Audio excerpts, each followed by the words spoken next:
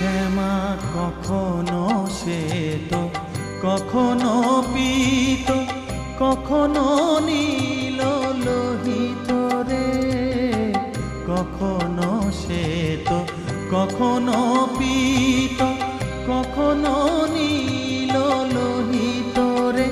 মায়ের সে ভাব কেমনে বুঝিতে না পারি, সে ভাব কেমনে বুঝিতে না পারি। ভাবিতে জন্ম গেল রে শ্যামা, মা কি আমার কালো।